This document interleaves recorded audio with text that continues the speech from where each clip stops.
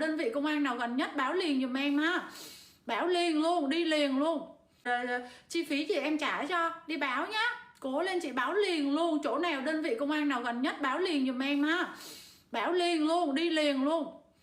Đây, Văn phòng Cơ quan Cảnh sát điều tra của Bộ luật tố tụng hình sự thừa lệnh Hằng Du Mục sinh ngày 3 tháng 8 năm 1999, trại tạm giam T16 Bộ Công an thi hành việc đối với bị can Nguyễn Thị Thái Hằng, thừa lệnh Viện trưởng, Kiểm sát viên Viện Kiểm sát các thông tin sai sự thật về nguồn gốc hành vi lừa dối khách hàng phạm vào khoản 2 điều 198 Bộ Phúc, nơi ở số 26/2 đường Nguyễn Văn Khối.